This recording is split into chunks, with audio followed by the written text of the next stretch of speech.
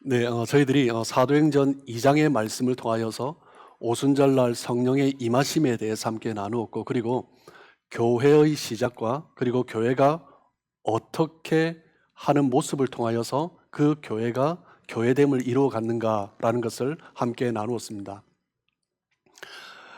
우리가 살아가면서 사도행전 2장의 모습처럼 성령이 임하고, 그리고 이제 교회 생활이 행복하면 정말 기쁘고 즐겁겠죠. 그것이 우리 모든 그리스도인의 삶의 또한 꿈이 아닐까라고 생각을 해봅니다. 특별히 이민자들에게 있어서 교회는 너무나 중요하죠. 가정 다음으로 중요한 것이 교회라고 할 수 있습니다. 교회가 어떠하냐에 따라서 때로는 가정에도 커다란 영향을 미치고 직장은 뭐 더 말할 것도 없을 것입니다.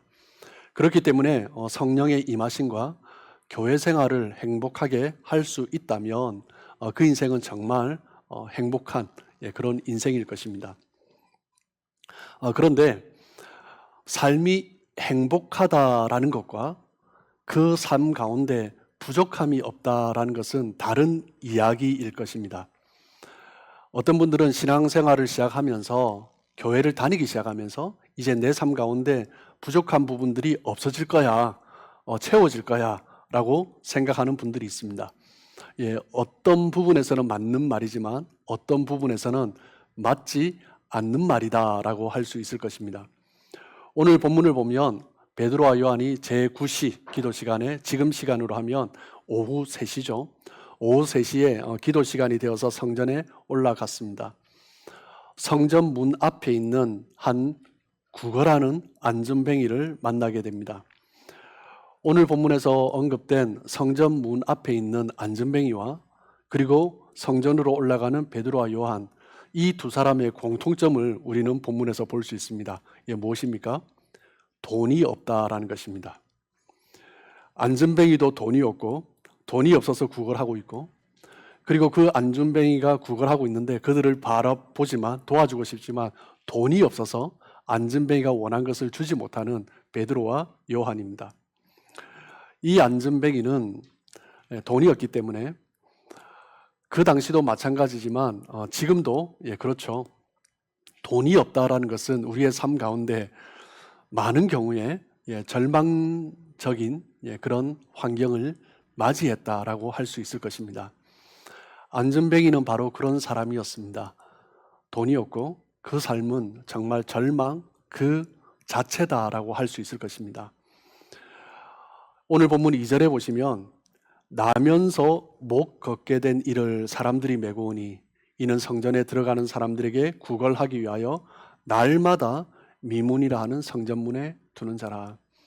나면서 못 걷게 된 사람, 사도행전 4장 마지막 부분에 보면 이 사람의 나이를 약 40세로 그렇게 기록을 하고 있습니다. 나면서 못 걷게 되었다. 얼마 동안요? 40년 동안. 날마다 성전 미문에 앉아서 구걸을 했습니다. 유대인들은 약 12세를, 만 12세를 성인으로 보기 때문에 그때부터 경제활동이 가능하죠. 그 기준으로 볼 때 이 사람이 약 12세부터 아마 성전 미문에서 구걸을 했던 것 같습니다. 그러면 30년 동안 성전 미문에 앉아서 구걸을 하고 있는 것입니다. 요세푸스의 책에 보면, 역사가 요세푸스의 책에 보면 이 문을 미문, beautiful gate, 아름다운 문이라고 하는데, 그렇게 불리는 이유가 무엇이냐면 이 문 자체가 청동으로 만들어졌대요. 그것도 유럽에서 수입해 온 청동을 가지고 이 성전 게이트를 만들었습니다. 너무나 아름다운 문이었습니다. 이렇게 아름다운 문이었고 사람들이 가장 많이 드나드는 문이었습니다. 제물을 드리기 위해서 성전에 오는 사람들이 반드시 지나가는 문이 바로 이 미문이었습니다. 어떻게 보면 굉장히 목이 좋은 곳이죠.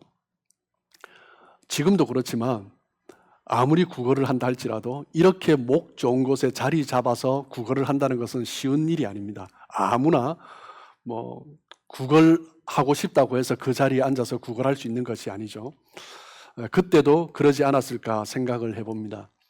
2절에 언급되어 있듯이 이 사람은 그 자리에 나와서 구걸하기 위해서 자기 스스로 오는 것이 아니라 날마다 사람들이 메어서, 가족이라고 표현되어 있지 않고요, 사람들이 메어서 그를 그 자리에 앉혔다라고 이야기하고 있습니다. 아마 정황상 볼 때 그 성전 미문 자리를 어떤 힘으로 하는지는 잘 모르겠지만 그 성전 미문의 자리를 굉장히 영향력 있게 권세를 가진 사람이 이 안전뱅이의 뒷배로서의 역할을 하지 않았을까라고 충분히 짐작해 볼 수 있습니다. 그렇기 때문에 이 안전뱅이는 날마다 구걸을 하죠. 그런데 그 구걸을 한 돈이 다 자기 것이 되지 않았을 것 같습니다. 뭐 반이나 가졌을까, 반을 가졌다면 많이 가지지 않았을까 생각해 봅니다. 요즘 말로 하면 앵벌이죠. 힘 있는 사람들이 그를 그 자리에 갖다 놓고, 그리고 그 사람은 종일 구걸을 하고 그 돈의 많은 부분을 뒷배를 봐주는 사람에게, 힘 있는 사람에게 바치면서 그렇게 살아갔습니다. 안전뱅이의 삶을 생각해 보면 참 어땠을까? 12세부터 그 자리에 앉아 있고 그렇게 뜯기면서 살아가고 있고 나면서부터 한 번도 걸어보지 못한 이 인생. 어떤 사람들은 말을 합니다. 주석을 보는데 어떤 주석은 그렇게 표현되어 있더라고요. 참 의지가 없는 사람이다. 안전뱅이라면 손은 쓸 수 있을 텐데 손으로 할 수 있는 다른 일은 할 수 있지 않았을까라고 언급된 주석도 있습니다. 그런데 그 부분에 저는 좀 동의는 하지 않습니다. 무엇 때문이냐면 안전뱅이라는 자체가 그 당시 유대 사람들에게서는 저주를 받은 사람이라고 했습니다. 그 어떤 사람도 저주받은 사람과 경제적인 협력 관계로 일하고 싶어하는 사람은 없었을 것입니다. 이 안전뱅이가 나면서부터 안전뱅이였기 때문에 자기가 의지를 가지고 스스로 어떤 정당한 경제 활동을 하려고 해도 그 유대 사회가 받아들여지지 않았던 것이죠. 그 인생을 돌아보면 정말 아무것도 할 수 없는 절망적인 그런 삶이었습니다. 사람들도 그 사람을 향해서 저주받은 사람이라고 했고 자기 자신도 나는 저주받은 사람이야. 그렇게 앵벌이 생활을 하면서 살아가는 것, 그 외에는 다른 것을 생각해 볼 수 없는 그런 사람이었다라고 할 수 있습니다. 어떻게 보면 수많은 안전뱅이들 중에서 날마다 그 사람들에 의해서 그 자리에 앉아서 그렇게 구걸해서 많은 부분을 뜯겨가겠지만 그렇게라도 빌어먹고 살고 있다는 것이 다른 안전뱅이에 비하면 운 좋은 사람이지 않았을까, 본인 스스로도 그렇게 생각하지 않았을까라고 생각해 볼 수 있을 것입니다. 30년째 성전 미문에 앉아서 그렇게 구걸을 하고 있습니다. 그런데 어느 날, 여느 날과 마찬가지로 많은 사람들이 지나가고 그리고 손을 뻗어서 구걸을 합니다. 3장 3절에 보시면 그가 베드로와 요한이 성전에 들어가려 함을 보고 구걸하거늘, 늘 그렇게 해왔듯이 이 안전뱅이는 손을 뻗어서 구걸합니다. 그런데 사실 그 두 사람 역시 그렇게 돈이 많아 보이지 않았습니다. 예수님의 제자들, 그 갈릴리 어부들, 3년 동안 예수님을 쫓아다녔는데 돈이 있었겠습니까? 하지만 그 자리가 제물을 드리기 위해서 사람들이 다니는 입구이기 때문에 여러분 평소에 사람들에게 이렇게 적선을 도네이션을 잘 하지 않는 사람이라 할지라도 이런 종교 기관에 어떤 특별한 날 어떤 성전에 제사를 드리기 위해서 제물을 드리기 위해서 오갈 때는 사람들이 그래도 그때는 최소한 한두 푼씩 주기 마련입니다. 평소에 적선을 하지 않던 사람도 쉽게 하게 되는 그런 곳이었죠. 그렇기 때문에 안전뱅이는 늘 그래 왔듯이 이 두 사람에게 손을 뻗어서 구걸을 합니다. 이 두 사람이 어떤 사람인지는 아무런 관심이 없고 그저 몇 푼이라도 받고 싶었던 거죠. 저는 조심스럽게 이 안전뱅이의 모습이 이 시대 많은 사람들의 모습이 아닌가 생각해 봅니다. 개인이 지은 죄로 말미암아 절망 가운데 또는 저주 가운데 살아가는 사람들이 있을 것입니다. 그렇게 생각하면서 살아가는 사람도 있겠죠. 뿐만 아니라 자기의 죄가 아닌데 사회 시스템 때문에, 어떤 국가적인 문제 때문에, 이 세상에 일어나는 일들 때문에, 이 세상의 죄의 영향력으로 말미암아 지금 살아가는 나의 모습을 보면 너무나 고통스럽고 절망을 느낄 수밖에 없고 저주를 받은 듯한 그런 인생을 살아가는 사람이 얼마나 많은지 모릅니다. 내가 잘못한 것도 아닌데 살아가는 그 자체가 정말 고통인 사람들이 너무나 많습니다. 삶을 지배하고 있는 그 무거움, 살아가 보려고 하지만 여전히 절망이 느껴지고 허무함이 가득한 인생. 이 시대를 살아가는 많은 사람들이 고통과 아픔 가운데 신음하면서 살아가고 있는 거죠. 그 인생이 바로 지금 성전 미문에 앉아있는 안진뱅이의 모습이 아닌가 생각해 보는 거죠. 어떤 사람은 하나님을 알고 열심히 교회를 출석하지만 마치 성전 미문에 앉아서 하나님과의 만남에는 관심이 없고 교회를 다니지만 내가 원하는 그것을 얻기 위해서 하나님 앞에 예배드리고 기도하는데도 내가 원하는 그것을 얻기 위해서 살아가는 사람, 하나님을 믿지만 자신의 삶을 짓누르는 무게를 이기지 못해서 하루하루 살아가고 있다면 그 사람이 성도라 할지라도 이 안진뱅이처럼 그렇게 살아가고 있는 거죠.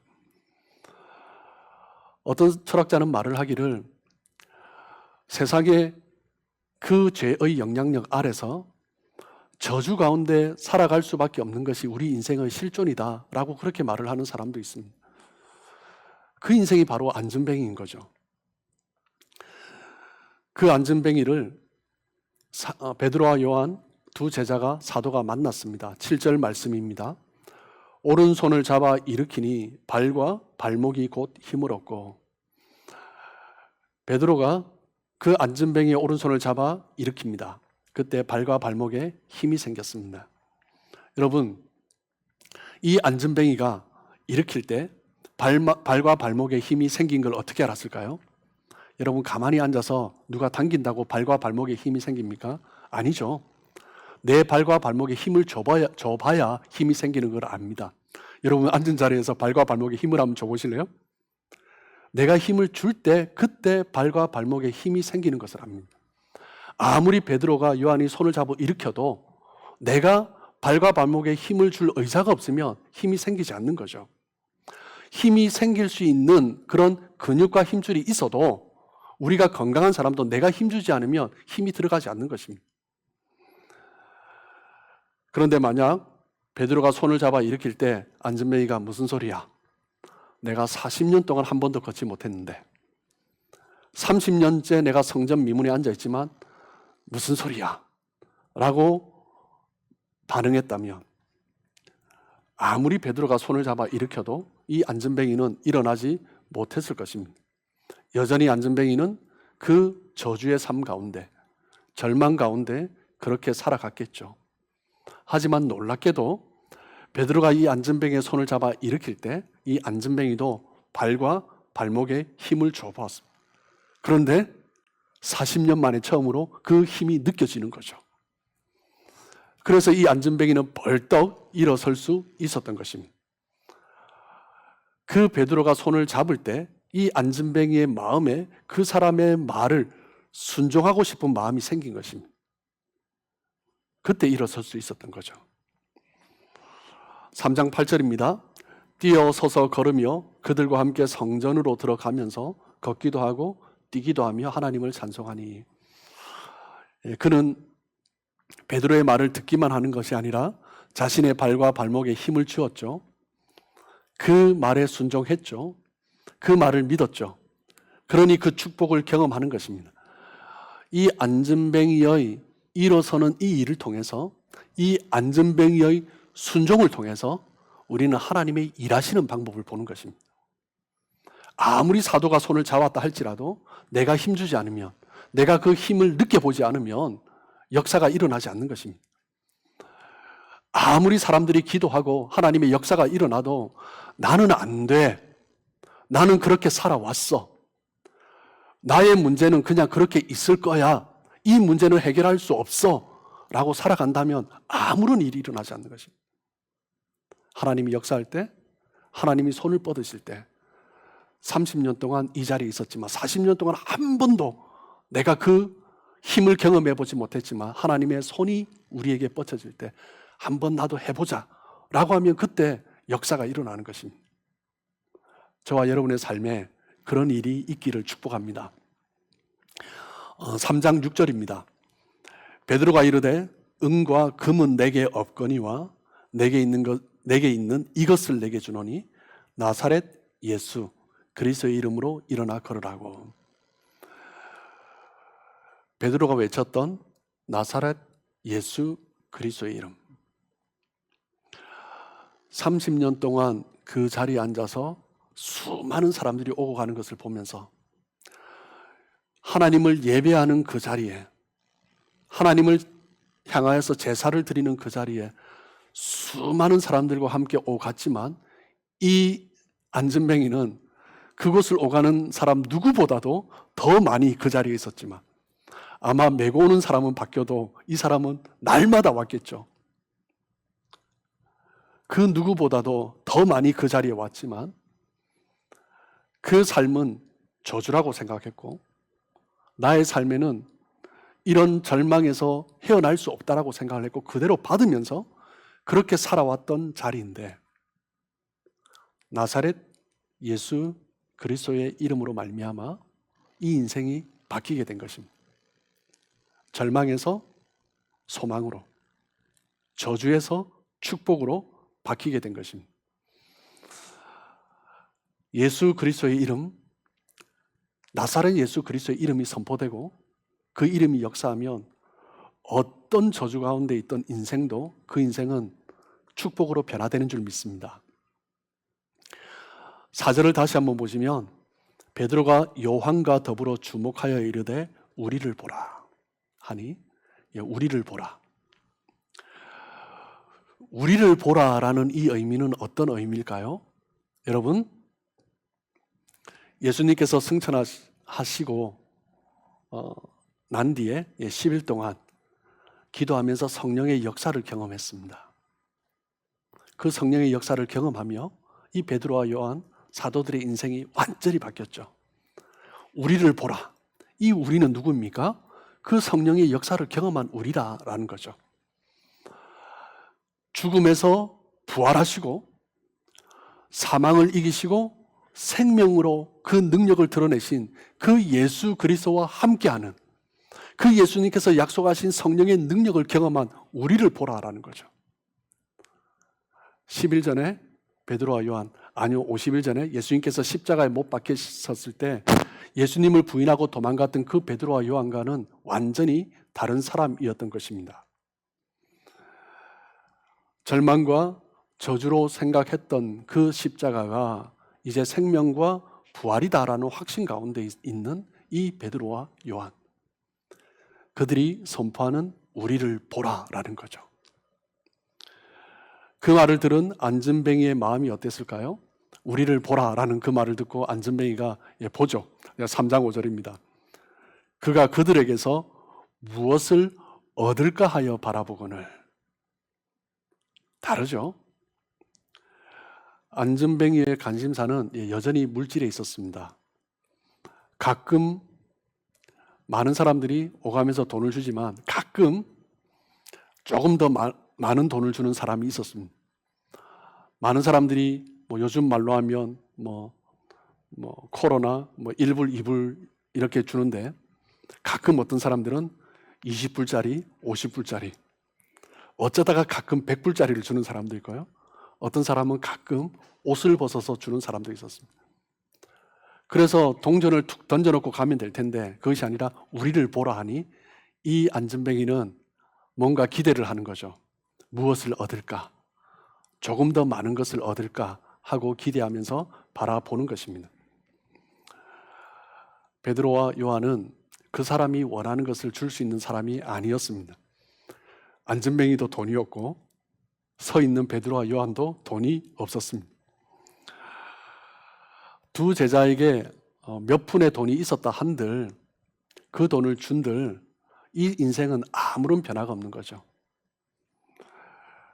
그 절망과 저주 가운데 앉아있는 그 안전뱅이를 향하여서 베드로와 요한이 주고 싶은 것은 몇 푼의 적선이 아니라 그 인생이 변화되는 것을, 그 축복을 던져주고 싶었던 것입니다. 여러분, 예수 믿는 우리는요, 절망 가운데 있는 사람을 축복의 자리로 이끌어가는 사람입니다. 성령의 능력을 경험한 우리들은요, 저주 가운데 있는 사람을 향하여서 그것이 아니다라고, 우리는 축복 가운데, 생명 가운데 나아갈 수 있는 사람이다, 그것을 전해주는 사람, 그 사람이 바로 예수 그리스도를 믿는 사람들입니다.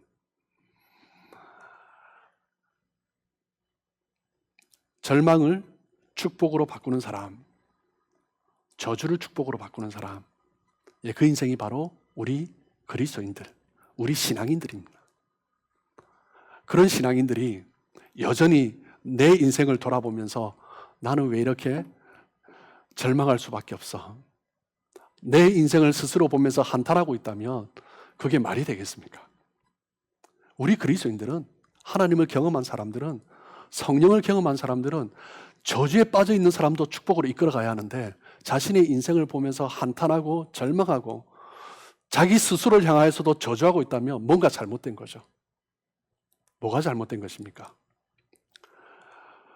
절망을 축복으로, 저주를 축복으로 바꾸는 사람들은 어떤 사람입니까? 오늘 본문에서 우리가 다시 한번 정리해 보면, 먼저 그리스도의 이름으로 만족하는 사람입니다. 3장 6절 다시 한번 볼까요? 베드로가 이르되 은과 금은 내게 없거니와 내게 있는 이것을 내게 주노니 나사렛 예수 그리스도의 이름으로 걸으라 하고, 은과 금은 없으면서 큰 소리 칩니다. 왜요? 그거보다 더 중요한 것이 나에게 있기 때문이죠. 그것이 바로 신앙인입니다. 신앙인은 물질을 추구하지 않습니다. 많은 사람들을 보면요, 이 시대 많은 사람들을 보면 물질 앞에서 얼마나 나약한 모습을 보이는지 모릅니다. 신앙인은 그러면 안 되죠. 신앙인은 물질을 추구하지 않고 물질로 사람을 사려고 하지도 않습니다. 세상은 은과 금을 쫓아가지만, 세상의 많은 사람들은 물질을 목표로 하면서 살아가지만, 30년 동안 성전 미문에 앉아있는 이 사람도 그 자리에 구걸하면서 이 사람도 목적이 오직 물질이었습니다. 이 사람이 안전뱅이라는 그 불구를, 그 장애를 돈벌이 하는 수단으로 사용할 만큼 이 사람의 인생은 모든 것의 목표가 물질이었습니다. 자기가 할 수 있는 것, 그것을 내세워서 돈을 벌고 있는 거죠. 내가 할 수 있는 것, 하나님이 나에게 주신 재능, 달란트, 하나님이 주신 축복이 있는데 그것을 가지고 돈을 버는 것에만 몰두하고 있다면 이 안전뱅이와 다를 것이 없는 거죠. 내가 할 수 있는 그것을 가지고, 최선을 가지고 돈 버는 것에 몰두하는 사람, 바로 이 성전 미문에 앉아있는 안전뱅이인 것입니다. 세상 사람들은 물질이 얼마나 많으냐에 따라서 사람들의 위치를 정합니다. 가끔 뉴스를 보면 돈이 좀 많은 사람이 백화점 직원을 향해서 하대하는 경우를 봅니다. 정말 뉴스를 보면 몇 해 전에 본 영상인데 기억에 잊혀지지 않습니다. 조금 좋은 차를 타는 사람 같아요. 백화점 주차장에 안내하는 사람을 무릎 꿇여놓고 막 뭐라고 하더라고요. 그게 말이 됩니까? 식당 종업원을 향하여서 내가 돈이 얼마나 있길래 돈이 좀 있다고 사람을 막 하대합니다. 물질의 많고 적음이 이 시대의 사람의 등급이 되어버린 이 세상을 우리는 살아가고 있습니다. 이 세상 가운데 이 시대 교회의 위기는 무엇입니까? 교회 또한 물질의 많고 적음에 따라서 교회 안에서 그 사람의 목소리를 내고 목소리를 내지 못하고 있다면 세상과 아무런 차이가 없는 거죠. 더 많이 헌금하는 사람이 더 큰 소리를 내고 더 많은 돈을 가진 사람이 더 큰 권세를 가진 것처럼 행동한다면 세상과 교회가 아무런 차이가 없는 것입니다. 어떤 성도들은 직장 생활 가운데 비즈니스를 하면서 한번 눈 질끈 감으면 조금 더 많은 돈을 벌 수 있으니까 그렇게 할 수밖에 없다라고 하는 사람도 있습니다. 한 번만 편법을 쓰면 더 많은 물질을 모을 수 있지만 한 번만 눈 감으면 더 많은 돈을 벌 수 있지만 많은 성도들이 예수 그리스도를 믿기 때문에 그 그리스도의 이름을 품고 나는 정직해야지, 나는 그러지 말아야지 하면서 살아가는 사람들이 있습니다. 얼마나 귀한지 모르죠. 차라리 덜 버는 것이 하나님을 기쁘시게 하고 차라리 그것이 나 자신의 삶도 더 행복하다는 것을 느끼죠. 그런 사람이 정말 신앙인의 모습인 거죠.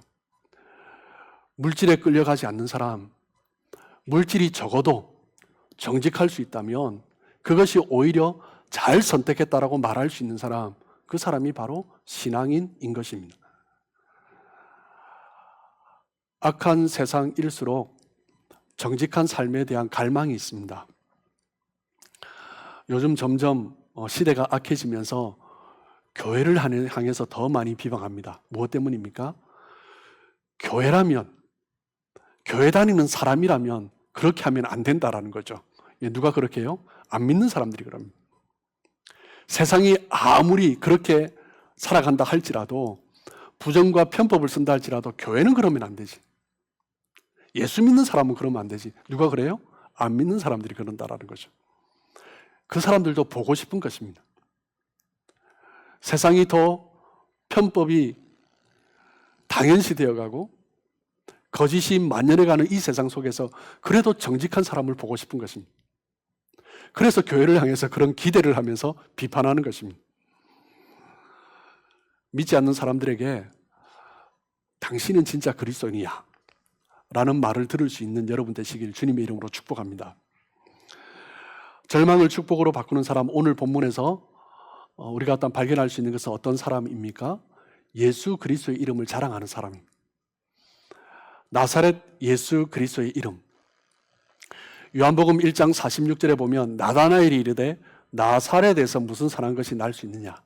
유대인들에게, 이스라엘 백성들에게 나사렛은 정말 총구석이어서 아무것도 기대할 수 없는 그런 곳이었습니다. 그곳 출신의 사람들은 정말 그 총구석에 온 사람들이기 때문에 제대로 교육도 받지 못하고 제대로 된 문화적인 혜택도 누리지 못한 그런 사람들이었습니다. 그런데 제자들은 그 시골 총구석 출신 나사렛 예수 그리스도의 이름으로 선포하는 거죠. 그것도 얼마 전에 십자가에 못 박혀 죽은 그 극악 무도한 사형수들과 함께 못 박혀 죽은 그 예수의 이름으로 이야기하고 있는 것입니다. 안전뱅이는 베드로와 요한이 누구인지 몰랐습니다. 그 사람이 어떤 사람인가, 무엇을 줄 수 있는지 볼 수 있는 영적인 눈이 없었습니다. 하나님의 능력이나 예수 그리스도의 복음이 무엇인지 아무것도 기대할 수 없는 사람이 바로 안전뱅이였습니다.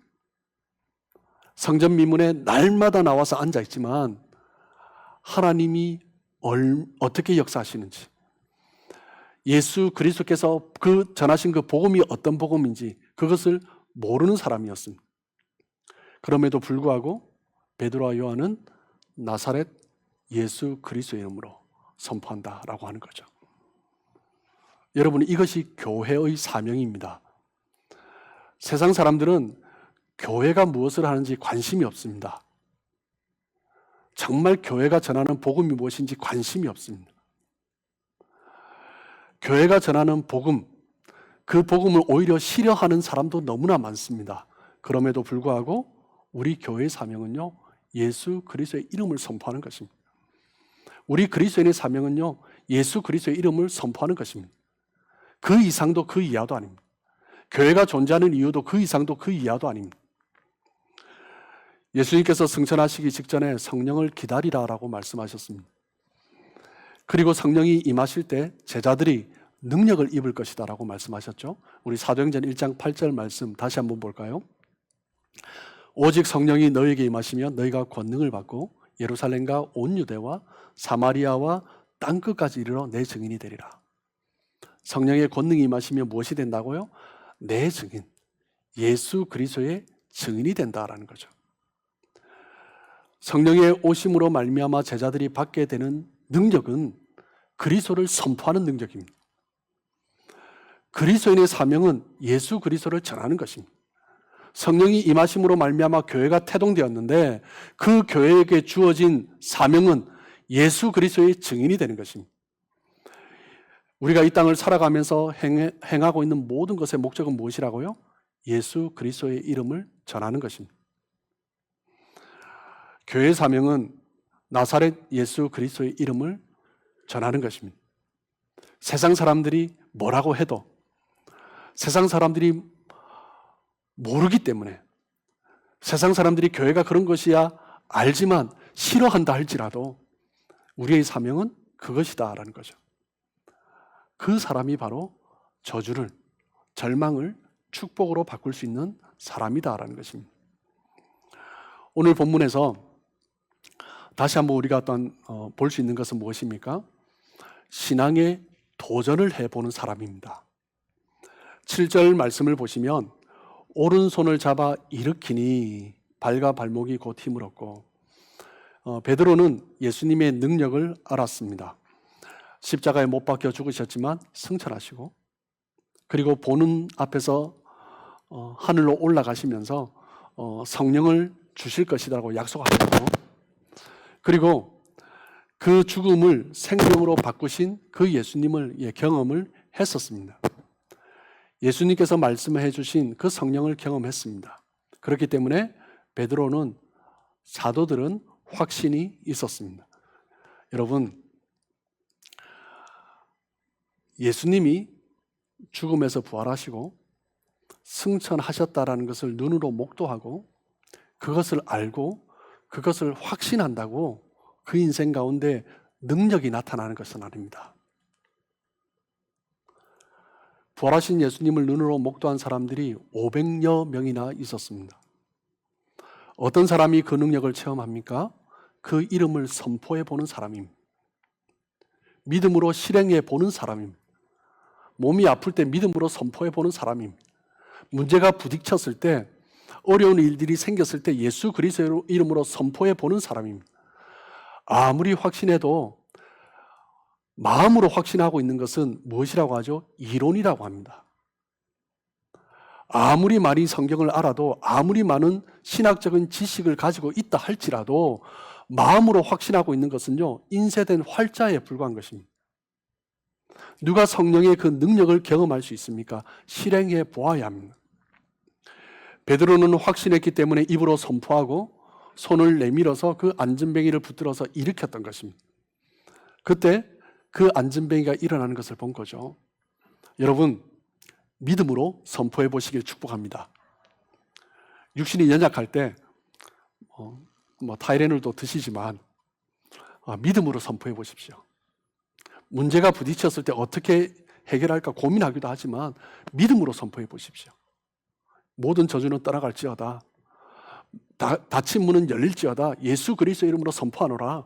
믿음으로 선포하고 나아가 보십시오.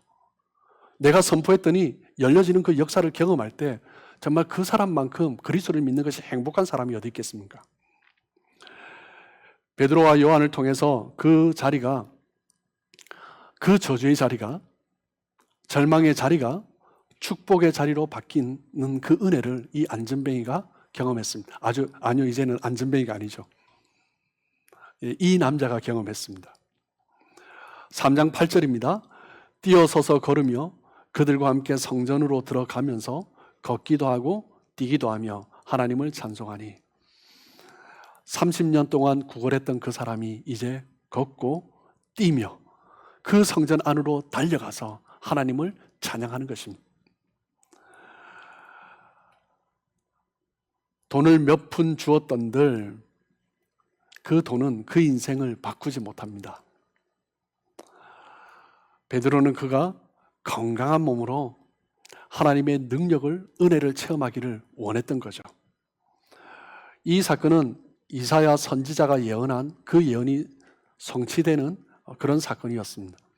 이사야 35장 6절입니다. 그때에는 저는 자는 사슴같이 뛸 것이며 말 못하는 자의 혀는 노래하리니 이는 광야에서 물이 솟겠고 사막에서 시내가 흐를 것입니다. 예수 그리스도의 이름이 드러날 때, 그 능력이 선포될 때, 그 이름이 역사할 때 저는 자가 사슴같이 뛰며 말 못하는 자가 말을 할 것이고 정말 아무것도 없고 생명이 없는 것 같은 그 땅에서 시내가 흐르면서 생명들이 솟아나기 시작하는 것입니다. 이 약속이 나타난 거죠. 이사야 35장 10절입니다. 여호와의 속량함을 받은 자들이 돌아오되 노래하며 시온에 이르러 그들의 머리 위에 영영한 희락을 띠고 기쁨과 즐거움을 얻으리니 슬픔과 탄식이 사라지리로다. 예수 그리스도의 이름이 선포될 때 육신적으로 치유되는 것뿐만 아니라 더 중요한 것은 영적으로 치유되고 그 슬픔과 탄식이 기쁨과 즐거움으로 변화되는, 더 이상 절망과 저주 가운데 갇혀 있는 것이 아니라 영원한 생명으로 인한 기쁨을 누리는 그 역사가 일어나게 되는 것입니다. 언제요? 그리스도의 이름이 선포될 때. 사도행전 3장 9절 10절입니다. 모든 백성이 그 걷는 것과 하나님을 찬송함을 보고 그가 본래 성전 미문에 앉아 구걸하던 사람인 줄 알고 그에게 일어난 일로 인하여 심히 놀랍게 여기며 놀라니라. 성전 미문에 앉아 구걸하고 있는 이 사람이, 구걸했던 사람이 이제 일어나서 걷고 뛰는 것을 보면서 사람들이 어떻게 놀래요? 심히 놀랍게 여기며 놀라니라. 얼마나 놀랐는지 놀랍다라는 말을 2번이나 반복하고 있습니다. 한글 성경에는 놀랍다라는 말이 2번 반복되지만 헬라어 원어 성경에는 다른 단어가 적혀 있습니다. 첫 번째 놀랍게라는 단어는 삼보스라는 단어인데 이 단어의 뜻은 뭐냐면 경악하며 놀랄 정도여서 마비가 될 정도다라는 거죠. 안진뱅이가 걷고 뛰는 것을 보면서 어떻게 이런 일이라고 하면서 사람들이 움직이질 못하는 것입니다. 어떻게 이런 일이? 그렇게 놀란 거죠. 2번째 놀라니라라는 헬라어는 엑스타시스라는 단어를 쓰는데 다른 단어죠. 이 단어는 영어 엑스터시의 원어죠. 원이죠. 엑스타시스의 뜻은 뭐냐면 당황을 해서 이성을 잃을 정도였다라는 것입니다. 너무나 놀랍고 당황해서 이성을 잃을 정도로 황홀했다라는 의미가 되는 것입니다. 나면서부터 40년 동안 안전뱅이였던 사람, 30년 동안 성전 미문에 앉아있던 사람, 그 가운데 40을 넘은 사람이면 12세부터 성전문을 오가니까요, 이 사람을 본 지가 30년입니다. 그런데 이 사람이 걷고 뛰며 하나님을 찬양하는 거죠. 얼마나 놀랐는지 이 단어가 잘 표현해주고 있습니다.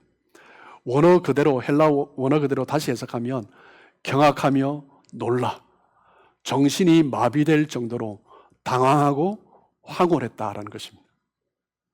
이 유대인들의 반응입니다.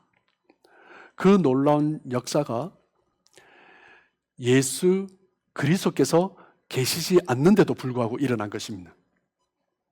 불과 50일 전에 예수님을 부인했던 그 베드로로 말미암아 일어난 것입니다. 베드로와 요한이 성령의 은혜를 입자마자 그들은 인생이 변화된 거죠. 이제 예수 그리스도의 이름이, 그 성령께서 우리에게 역사하기 때문에 어떤 저주와 어떤 절망의 자리도 변화시키는 그런 역사가 일어난다라는 것입니다. 여러분, 신앙의 사람이란 바로 이런 사람입니다. 그 사람이 있는 자리가 어떤 자리든지 내가 예수 그리스도를 믿는다면 성령의 은혜를 덧입었다면 절망이 소망으로, 저주가 축복으로 변화되는 것을 확신하고 선포하는 사람, 그 사람이 바로 신앙인입니다. 얼마 전에 한 권사님께서 귀한 간증을 나눠주셨습니다. 기도하면서 자녀들에게 정말 귀한 믿음의 유산을 전해줬으면 좋겠다, 이런 마음이 생기셔서 이렇게 성경을 필사하셨습니다. 성경을 필사하시고 이것을 자녀들에게 또는 손주들에게 나눠주면 좋겠다. 그런데 이제 이 권사님이 이제 어깨가 통증이, 만성 통증이 있으셨는데 그 아픔을 참아가면서 어떤 신앙의 유산을 위해서 이제 써 내려가신 거죠. 그런데 어느 순간 어깨에 통증이 느껴지지 않는 것입니다. 할렐루야. 하나님의 그 역사는 나의 삶 가운데 장애가 있죠. 내가 할 수 없는 수많은 이유들이 있죠. 그런데 누가 경험해 봅니까? 누가 경험할 수 있어요? 해보는 사람입니다. 아파서 못하면요, 못하는 것입니다. 그런데 해보는 거죠. 그때 놀라운 역사를 경험하는 것입니다. 여러분, 예수 그리스도의 이름에 능력이 있습니다. 하나님의 말씀에 능력이 있습니다. 어떤 사람에게 능력이 있어요? 믿고 확신하는 사람? 예, 그렇죠. 그런데 하나가 더 있어야 돼요.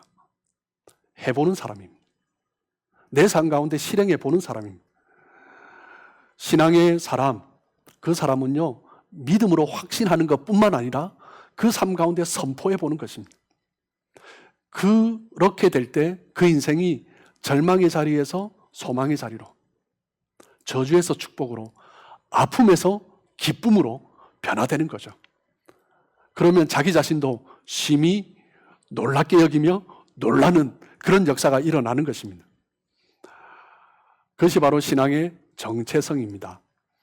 우리 신앙인은 나사렛 예수 그리스도의 이름을 믿는 사람들입니다.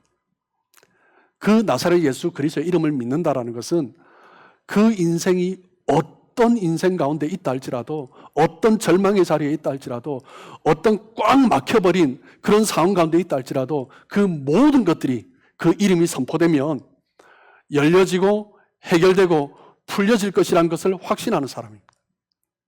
저와 여러분이 그런 신앙인 되길 주님의 이름으로 축복합니다. 여러분의 가정에 그런 역사가 일어나길 축복합니다.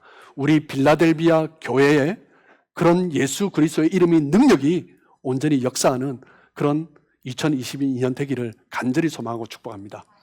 기도하겠습니다.